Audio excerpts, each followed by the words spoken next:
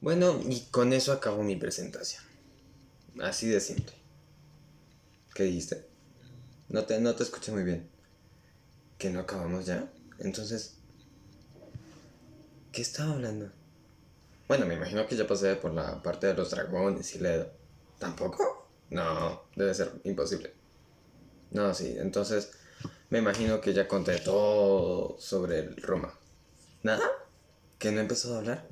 Pero si yo estaba seguro que terminé, ¿no? Bueno, ya que supuestamente el señor director, el exigente director de este video, ¿no es cierto, señor director? Que no he comenzado a hablar. Según él, yo no he comenzado. Bueno, vamos a recapitular un poco lo que hemos visto. Vamos a hablar sobre la literatura clásica, iniciando Roma. O sea, vamos a retrocedernos mucho. Algunos siglos, decenas de años, antes de Cristo.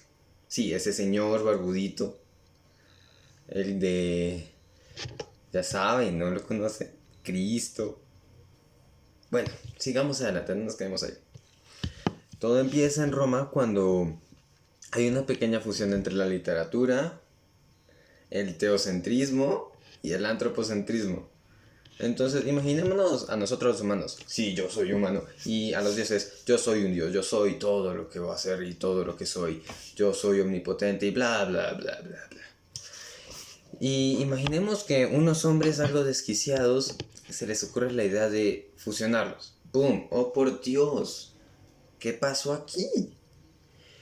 Um, y salen distintas obras, pero ¿vamos a hablar de todas las obras? No, vamos a hablar de las más representativas. Ya sabes, de esas obras que son muy importantes, de veras muy importantes. Como, por ejemplo, Homero. No es Homero calvito, bueno, tal vez era calvo, no digo que no, pero tampoco tenía piel amarilla. Y algo gordo, aficionado a las donas, no estoy hablando de... Oh, no estoy hablando de... Estoy hablando de un Homero algo distinto. Estoy hablando del Homero de la Odisea. Oh, por Dios, está al revés. ¿Seguros? No se lee así. Sí, entiendo, está al revés, está al revés. No lo vayan a poner en los bloopers, ¿eh? Bueno, La Odisea es un libro fantástico. Bueno, en lo que se puede, ¿no? Hércules y eso. Bueno, sigamos. Homero se le ocurrió cuatro obras muy importantes. La Odisea, la Ilíada y la Eliada. La Odisea y la Ilíada son de mis favoritos. Tengo algunos libros de eso. Por ejemplo, tengo mi pequeña versión de la Odisea, que la leí hace un tiempo. Homero nos muestra un modo distinto de narrar la historia. Nos muestra anclas que nos ponen en el camino, que se llama la epopeya.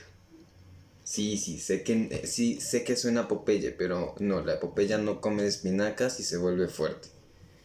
Esa no tiene una oliva que salvar. Bueno, aunque en la Ilíada hay una Helena, pero esa mujer no se quedó con nadie. Ni con Pin ni con Pau.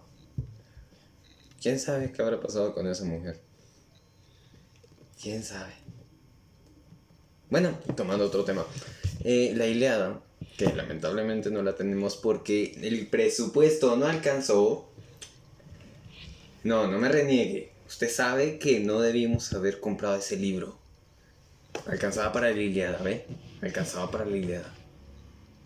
Se trata sobre cómo dos naciones entran en guerra por culpa de la mujer más hermosa del mundo, llamada Helena, la oliva. Y cómo... Sí, la oliva de esta epopeya. Y cómo va transcurriendo etapas de la guerra esenciales que se van narrando en forma de historias. Y la Ilíada nos da paso a algo importante y es un libro casi inconmemorable para las personas. Porque incluso hay una expresión de eso, ya sabes. Cuando dices, por Dios, se van al Transmilenio, fue una odisea. Un señor parecía Hércules, pero en las axilas, ya sabes. O sea, uff. Suerte que en un asiento. Un barco de primera clase a Ítaca. Entonces, se trata de este hombre llamado Ulises. Y como Ulises sufre su travesía, usó la Odisea porque es la más representativa, ¿no? Bueno, hay quienes digan que la Ilíada, pero eso es un tema para otro debate. Se supone que aquí hablamos de la Odisea. O bueno, de la literatura clásica. Pero no tengo la Ilíada para mostrarles. Ya saben, culpa del director. Ese no es mi culpa, ¿eh? Culpen a Juan. Yo soy Daniel. Juan, Daniel. Yo no soy el director. Entonces, miren, la Odisea es un hombre que tras pasar tanto tiempo fuera de casa, literalmente, fuera de Ítaca, que es su hogar, se dice, yo tengo que volver a casa, y va sufriendo y va atravesando distintas etapas para llegar a casa. Más que todo, vemos la venida del Cíclope y cómo él y sus hombres retan al Cíclope y lo terminan asesinando. O Circe la maga, con la cual Ulises tiene un hijo, pero claro, que su esposa no se entere, debe estar por ahí. Uy, esa mujer sí es de temperamento bravo. O bueno, la verdad, mis favoritas son las sirenas. Estos cuentos se categorizaban por tener dioses y humanos, y los héroes no eran los dioses sino los humanos, y cómo ellos atravesaban las etapas. Estas etapas servían como ancla para irte guiando en la historia. Entonces eran momentos clave en los cuales no te podías perder. Llevaban una cierta linealidad al tiempo. Aquí nos muestran uno de mis favoritos, como ya les había comentado, las sirenas. Las sirenas son un ser extradimensional, bueno, no dimensional, fuera de la dimensión de lo real, que sería un ser fantástico. No es la sirenita, no, o bueno, tampoco es una mujer con cola de pez. No creo que eso sea anatómicamente posible. Bueno, estas tampoco, pero ¿qué se le va a hacer? Son mujeres pájaro. Sí, dirás, esa mujer fue una arpía, hombre. O que arpía la del director, que no la alcanzó. Pero no es cierto. Aquí las mujeres pájaro son mujeres con cuerpo de pájaro. Estas tienen una voz tan hermosa, pero tan hermosa, que los hombres se tiraban y ellas se los comían. Si decían que una mujer gasta mucho, imagínense una sirena. En serio, que suena el dinero plástico y la carne. Y la carne. Pero digamos que hay más cosas dentro de todo. Por ejemplo, esta.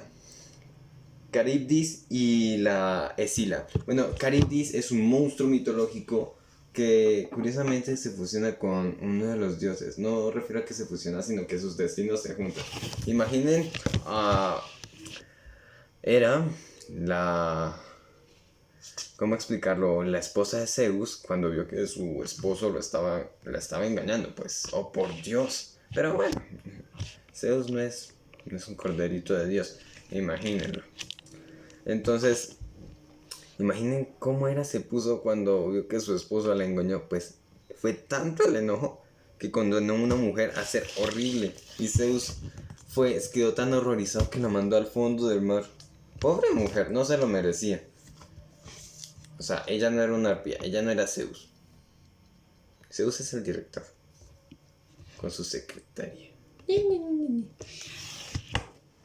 Y así se fueron desarrollando las epopeyas a través de la historia. Pensemos que son historias increíblemente grandes sobre héroes humanos que se enfrentaban a cosas sobrenaturales. Una de mis favoritas también, como ya lo mencioné, más que la Odisea, es Hércules. Sí, no tiene la portada. Lamentablemente el perro del director se la comió. No, en serio. No es como mi tarea se la comió el perro. No, no es, o sea. Bueno, más o menos, fue así. Fue así, porque tenía de tarea traerlo intacto y me trae esto, por amor de Dios. ¿Qué pasó con lo mítico? ¿Y qué pasó con el respeto a las cosas? No sé. Ah, bueno, ¿en qué estaba? Hércules es un hombre, ya saben, formido, medio semidios, con fuerza absoluta, que asesina a sus hijos por culpa de Hera. Pero él quiere expiar su culpa y poder vivir normal otra vez. Así que él sufre una de las travesías más duras de todo el mundo. Desde matar al león de Nemae.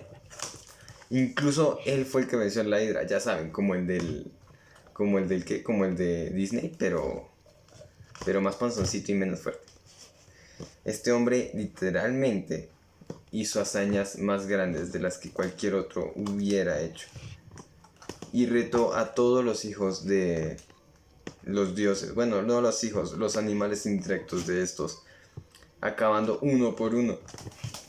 Aquí se puede ver en estos libros la epopeya ejemplificada, con páginas escenificando las distintas travesías que ellos tuvieron que hacer a través de la historia.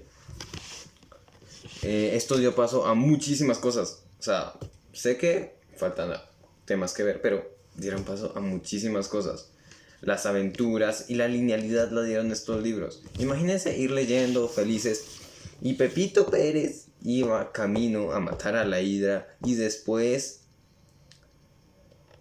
Y llegando a Ítaca, o sea, una incoherencia total. Eso sí sería como las filas del Transmilenio. Que tú vas cerquita y vas a entrar al Transmilenio y te dices, uy, voy a ser el primero. Y de un momento para otro, pum, te teletransportas al último lugar del Transmilenio y te dices, ¿qué pasó aquí? ¿Estás seguro que yo era el primero? Y sorprendido te piensas, ¿qué ha pasado? Mi lugar fue arrebatado por los dioses sagrados de los patos y los colados. Así sería si no se hubiera hecho estos libros, porque nos daban una linealidad. De una forma seria, estos libros nos pusieron anclas que nos ayudaban a continuar el camino, puntos de referencia, que nos ayudaban a, digamos que a mejorar nuestra perspectiva y llevar cierto nivel lineal a las cosas. Pero vayamos más adelante, ¿listo? Dejamos esta etapa en la de los héroes fantásticos y las peleas intrépidas. Bueno, va a haber más peleas adelante, pero aún no. Sí, la literatura pasó a ser durante un tiempo algo científica, algo aburrida, es cierto, yo lo sé. Época dura, renacentismo. Los caballeros y los dragones dieron también una época muy buena de guerreros que lucharon hasta el fin por las cosas que creían y contra criaturas míticas. Eran parecidos a estos, eran como que te compraste un iPhone, digamos que las Odiseas y las Iliadas y Hércules son el iPhone y lo medieval sería como el UFON, que te preguntas, ¿será que es igual de bueno? Y tú le dices, oye, tú tienes un iPhone y él te dice, no, es un UFON. No es malo, pero no es un iPhone. Aunque claro, iPhone no es tan bueno. En serio, va muy por siempre.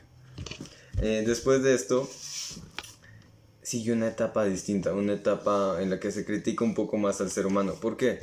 Porque el ser humano es complejo, toca admitirlo. El ser humano es una ridiculez. Y la gente se empezó a dar cuenta de eso y dijo, carajo, ¿qué vamos a hacer? Pues un hombre se le ocurrió hacer una historia de príncipes y dragones, de caballeros en su brillante armadura de papel maché. Y que estos caballeros, jóvenes y esbeltos, con una barba blanca y un ayudante en una mula. Sí. Nos arrastramos a la época del Renacentismo como uno de los libros más vendidos de todo el mundo. Incluso llegó a ser por un corto tiempo un libro más vendido que la Biblia. Un libro de un hombre que se obsesionó tanto con sus libros que perdió la razón. Lamentablemente este hombre murió. Pero vivió aventuras, ¿no? Vivió con gigantes que al estrellar su lanza no perforaban la piel. Pero no eran gigantes al darse cuenta que eran realmente molinos de viento. Bueno, él no lo sabía. Y el pobre Sanchito Panza iba como su ayudante. Este hombre no era más y no era nada menos que Don Quijote de la Mancha. Un libro esplendoroso, único, con un prólogo único y de un autor único, Miguel de Cervantes. Prefiero a Julio Verne, lo siento, pero Miguel de Cervantes es excelente. Me leí este libro cuando era chiquito, una adaptación para niños, claro que sí. Pero se perdió en los haces del tiempo. Sí, no fue mi culpa. En serio, lo iba a traer. Pero no tengo idea de dónde está. No es mi culpa. Ven, ahora él me quiere echar la culpa. El director piensa que es mi culpa que no haya traído el libro, cuando a él se le olvidó la Ilíada. ¿No es cierto? Ah, no, no se nos olvidó. No nos alcanzó. Eso te pasa por comprar libros baratos. Don Quijote de la Mancha, como lo estaba explicando, es un hombre que se obsesiona con la lectura. Este hombre vive aventuras fantásticas con Sancho Panza, su fiel ayudante. Y imagínense que este pequeño ayudante llamado Sancho Panza lo sigue para donde sea, en serio. A pesar de que él esté loco. Y claro que en todas las aventuras épicas hay una Helena, hay una Olivia de las epopeyas. En este caso se llamaba Dulcinea. No era una mujer real, era una mujer que él inventó y una mujer que se suponía que iba a salvar. Una épise a la hermosura que él tenía que llegar a lograr salvar. Lamentablemente este hombre se cruzó con personas equivocadas en su camino y terminó con su propia vida. Sí, es un final algo agrio para una novela tan vendida, pero me reí. No con la muerte, no, o sea, toca ser conscientes. Pobrecito Popeye, no, perdón. Pobrecito, no, Miguel tampoco era. ¿Cómo era? Pobrecito Quijote, sí, pobrecito. ¿Sí era Quijote? Sí, pobrecito Quijote. Te vamos a manchar en nuestros recuerdos. Te vamos a recordar en nuestras manchas. Ah, cómo era. Ay, el discurso se me olvidó. Bueno, ¿qué se le va a hacer, no? La literatura ha transcurrido muchos cambios. Incluso ha pasado de mundos a la realidad. Incluso con Julio Verne como uno de los grandes. Me parece que es uno de los más inventivos. Cerca ya después de esta época, mucho después, unos siglos antes de la invención del carro. Sí. Hubo la mitad entre la época medieval de los dragones y los ufons, perdón, ¿cómo se llamaban? No eran ufons, entre la epopeya y los relatos fantásticos del renacentismo y también de la era medieval. Hubo una época que para todos sería tan rara. ¿Por qué sería rara? No lo sé. Tal vez porque no había electricidad. Fue el año en el que se empezó a inventar la electricidad. Bueno, fue unos años después, toca admitirlo. Fue unos años después del viejo vaqueros, sí. O sea, fue una época un poco más perdida que eso. O sea, imagínense, perdida en la historia, no. Fue una época en la que un hombre ideó cómo 3 hombres llegarían a la luna. Una época en la que se descubrió la isla misteriosa. La época de los verneanos, o Julio Verne. Uno de mis autores favoritos. Más representativo por el hecho de que infundó a la literatura algo de ficción. Un hombre que fue subestimado por todos. Este mismo hombre entró a estudiar Derecho y salió siendo uno de los novelistas más grandes del mundo. Él, claro, se tituló en Derecho, eso es cierto, pero estaba tan aburrido leyendo sus libros y se decía, ojalá hubiera algo más. Un día, mirando la luna, pensó, por amor de Dios, ¿cómo llegaríamos allá? Y en ese momento sonó un disparo, ¡pah! Y se dijo, ¿y si pusiéramos a 3 hombres en un cañón inmenso y los disparáramos a la luna? ¿Cómo sería la cosa? Un cañón tan grande, pero tan grande que no cabría en una casa. Un cañón tan grande que no cabría en los edificios. Pues tengamos en cuenta que los edificios de esa época no pasaban más de los 2 o 3 niveles y eran de madera, ¿no? O sea, cuidadito con los fósforos. Sí, porque no todos, o sea, admitamos que fue error mío. Yo quemé el estudio, ¿sabes? Por eso lo estamos haciendo en mi casa. El estudio era de madera, efectivamente. Yo encendí un fósforo y se me olvidó apagarlo. Yo lo sé. Me lo reprochan, sí, me lo reprochan.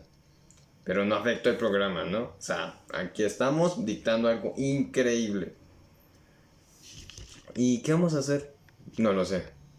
¿No lo sabes? Ah, sí. La parte por la que empezamos. Y así terminamos el resumen de lo que hemos visto este periodo. Desde las epopeyas y los grandes héroes en combate con los dioses, hasta los ufons, hasta las narrativas heroicas de la Edad Media y el Renacentismo, y un poco, solo un poco, sobre la vida de uno de los grandes autores del futuro. Así que espero que se diviertan con esta narración. Y ahora sí, ya terminamos, ¿no es cierto? ¿Qué? ¿No estaba grabando? Espérate. Ay, no estaba grabando.